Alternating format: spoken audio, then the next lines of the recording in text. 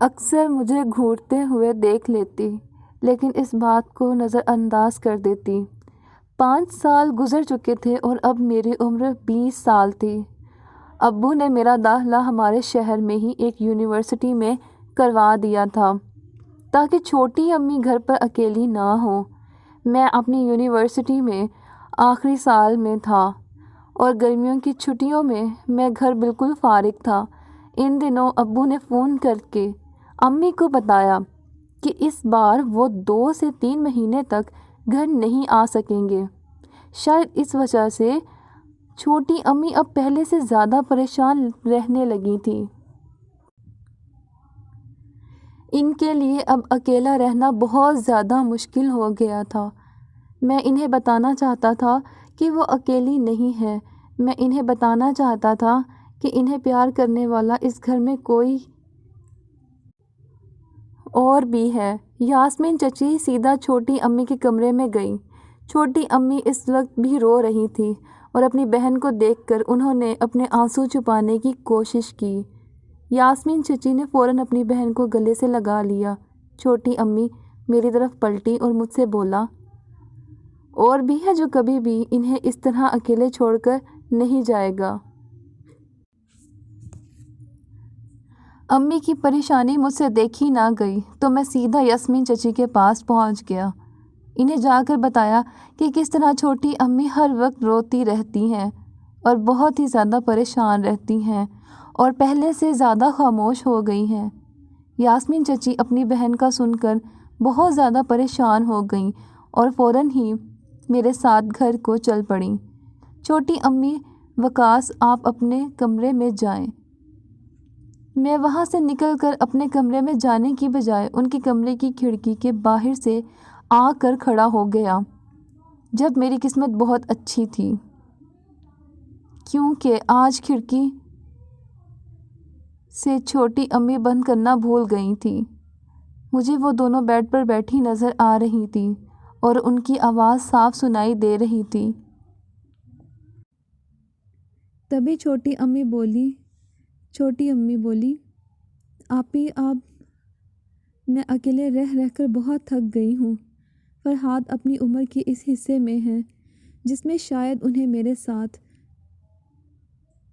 اس پیار کی اتنی ضرورت نہیں، مگر میری عمر صرف 30 سال ہے اور میری بھی بہت خواہشات ہیں کہ میرا شوہر ہر وقت میرے ساتھ رہے، مجھے پیار سے دیکھے، میرے ساتھ پیار سے بات کرے اور مجھے پیار سے چھوئے۔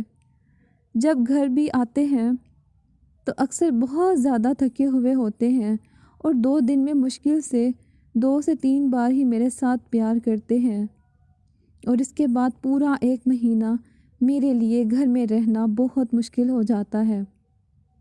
میں نے اکثر اپنے آپ کو چھونے کی کوشش کی تھی، شاید پیار کی طلب کم ہو سکے، مگر میں نہیں جانتی کہ صحیح طریقہ کار کیا ہوتا ہے۔ میں نے آج تک اپنے آپ کو چھوا نہیں۔ اگر چھونے کی کوشش کر کے بھی دیکھوں تو مجھے کچھ خاص اچھا نہیں لگتا اور نہ ہی مجھے اس سے زیادہ اچھا محسوس ہوتا ہے۔ یاسمین چچی بولی، دیکھو فرح، تیرا شوہر 2 مہینے بعد یا مہینے بعد بھی صحیح لیکن گھر آتا تو ہے، 2 مہینے بعد ہی صحیح، لیکن تیرے ساتھ پھر بھی اچھے والی محبت کرتا ہے۔ مجھے دیکھ، جس کا شوہر اس کے پاس ہوتے ہوئے بھی اس کے پاس نہیں ہے۔ میرا شک یقین میں بدل گیا تھا۔ چاچو ریحان کے بارے میں نے جو کچھ بھی سنا تھا وہ بالکل سچ تھا۔ مجھے چچی یاسمین کے اوپر ترس آنا شروع ہو گیا۔ چھوٹی امی کو یہ بات شاید پہلے معلوم نہ تھی۔ انہوں نے یہ بات سنتے ہی حیران ہو کر کہا، چھوٹی امی بولی کہ کیا مطلب ہے آپی؟ میں کچھ سمجھی نہیں۔ یاسمین، مطلب یہ ہے کہ میرا شوہر نامرد ہے۔ میری شادی کے پہلے ہی وہ نامرد ہو چکا تھا۔ مجھے یہ بات شادی کے بعد معلوم ہوئی اور آج تک میرے شوہر نے مجھے چھوا تک نہیں۔ چھوٹی امی یہ سن کر بہت ہی زیادہ ہکی بکی رہ گئیں۔ انہوں نے اپنا ہاتھ فوراً اپنے منہ پر رکھ لیا۔ انہیں اب اپنی بہن پر بہت زیادہ پیار آنے لگا تھا۔ کچھ دیر خاموش رہنے کے بعد چھوٹی امی بولی،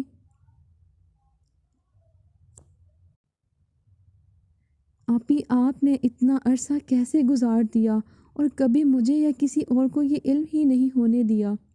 کیا آپ کا دل نہیں کرتا پیار کرنے کو؟ کیا آپ کے اندر طلب نہیں ہوتی پیار کی؟ کیسے گزارتی ہیں؟ چھوٹی امی بہت زیادہ حیران ہو کر یہ پوچھ رہی تھی۔ وہ یہ سمجھے کہ ان کی چھوٹی بہن ان کے ساتھ ہمیشہ ہے، لیکن چھوٹی امی یہ سمجھنے سے قاصر تھی کہ آخر کوئی انسان بغیر مرد کے اتنا عرصہ کیسے زندہ رہ سکتا ہے۔ تب یاسمین چچی نے ایک لمبی سانس لی اور بولی کہ فرا طلب تو ہوتی ہے، بہت زیادہ ہوتی ہے۔ آخر میں بھی انسان ہوں۔ شروع میں تو بہت زیادہ مسئلہ ہوتا تھا۔ شادی سے پہلے میرے بہت سارے ارمان تھے، لیکن شادی کے بعد میرے سارے ارمان بہہ گئے۔ خاندان کی شرمندگی کے ڈر سے میں نے کبھی یہ بات کسی کو نہیں بتائی۔ ریحان بہت اچھے انسان ہیں، میرا بہت خیال رکھتے ہیں اور بہت پیار کرتے ہیں، اس لیے مجھے بھی ان کی عزت کا خیال ہے۔ میں نے اپنی شرارتوں بھری زندگی سے ایک دم اس طرح کی زندگی میں قدم رکھا۔ اپنی شادی کی طلب پوری کرنے کے لیے کسی اور چیز کا سہارا لینا پڑتا ہے۔ ریحان بھی اس میں میری مدد کر دیتے ہیں، کبھی وہ پیار کر دیتے ہیں اور کبھی نہیں۔ اب میں ان کاموں میں اتنی ماہر ہو گئی ہوں کہ مجھے 100 طریقے آتے ہیں اپنے اندر کی طلب کے لیے۔ میں تیرا دکھ اچھی طرح سمجھ سکتی ہوں، مگر تو پریشان نہ ہو، تیری بڑی بہن کے ہوتے ہوئے تجھے کسی اور کی ضرورت نہیں۔ میں تجھے سکھاؤں گی کہ کیسے اچھا پیار ہوتا ہے۔ انہیں اپنی بہن کی منہ سے یہ سب سننے کی توقع نہیں تھی۔ یاسمین چچی ان کی پریشانی کو بھانپ گئی۔ اس سے پہلے کہ چھوٹی امی کچھ بولتی، یاسمین چچی نے ایک ہاتھ سے ان کا ہاتھ پکڑا اور دوسرے ہاتھ سے بہت پیار سے ان کا کال دیکھتے ہوئے بولی، دیکھو فرا، تم جانتی ہو میں کتنا پیار کرتی ہوں تم سے۔ میری جان ہے تو، اور اپنی جان کو میں اتنی تکلیف میں نہیں دیکھ سکتی۔ میں صرف تجھے سکھانے کی غرض سے یہ بول رہی ہوں۔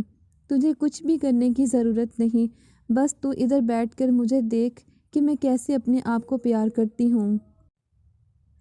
تجھے دیکھنا ہے اور ویسے ہی کرنا ہے۔ ایک بار میں تجھے سکھا دوں تو جب تک فرحات بھائی نہیں آتے تجھے زیادہ مسئلہ نہیں ہوگا۔ اپنے اندر کی طلب کے لیے چھوٹی امی خاموش ہو گئیں۔ یاسمین چچی نے ان کے ماتھے پر پیار دیا اور اپنے جوتے اتار کر بیڈ پر چڑھ گئیں۔ انہوں نے اپنا دوپٹہ اتار کر سائڈ پہ رکھا۔ یاسمین چچی ٹھیک تھی اور زندگی میں پہلی بار میں نے انہیں غور سے دیکھا تھا۔ یاسمین چچی کی رنگت بہت گوری تھی کیونکہ وہ کبھی ماں نہیں بنی تھی۔ کھڑکی سے باہر کھڑا میں اپنی قسمت پر رشک کر رہا تھا۔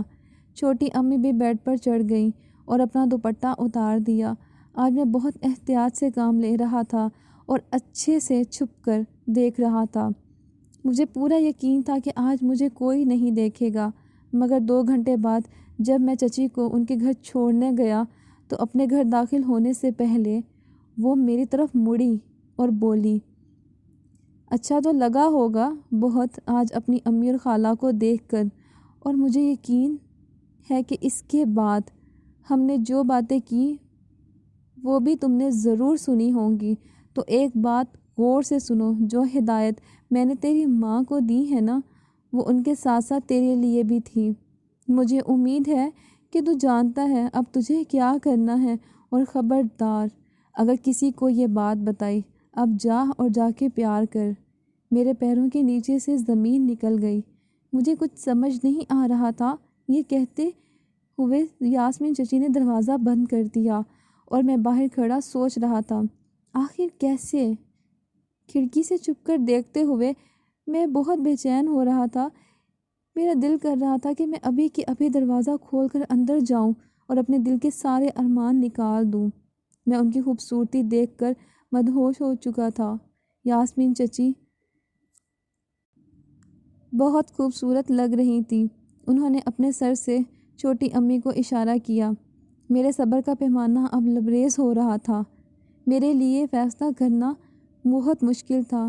ان دونوں میں سے کون زیادہ خوبصورت ہے؟ چچی یاسمین بیڈ پر بیٹھے کھڑکی کی طرف اپنا رخ کر کے بیٹھی تھی، جبکہ چھوٹی امی کا مجھے سائیڈ ویو نظر آ رہا تھا۔ چچی یاسمین اب چھوٹی امی کے ساتھ پیار کر رہی تھی۔ چچی یاسمین کو امی نے خوب اچھے سے پیار کرنے کا طریقہ بتایا اور بیٹھ گئیں، اور انہوں نے تقریباً ناراض ہوتے ہوئے لہجے میں بولا کہ آپی آپ کیسی فضول باتیں کر رہی ہیں؟ وہ میرا بیٹا ہے، مانا کہ میں نے اسے پیدا نہیں کیا، لیکن پچھلے 5 سال میں ہمیشہ میں نے اسے اپنا بیٹا ہی سمجھا ہے۔ کچھ تو لحاظ کر لیا کریں۔ یہ کہہ کر چھوٹی امی اچھی ہو گئیں۔ چچی یاسمین نے بھی آ کر اپنے کپڑے اٹھائے اور پیار شروع کر دیا۔ چچی یاسمین ایک بار پھر بولی کہ دیکھ فرح، میں نے ہمیشہ نوٹ کیا ہے کہ تیرا بیٹا تجھے کس نظر سے دیکھتا ہے۔ گھر کے اندر ایک خوبصورت اور جوان عورت ہوتے ہوئے وہ اپنے اوپر کیسے کنٹرول کرے؟ آخر وہ بھی جوان ہو چکا ہے۔ جب تیری شادی ہوئی تو تیرا شوہر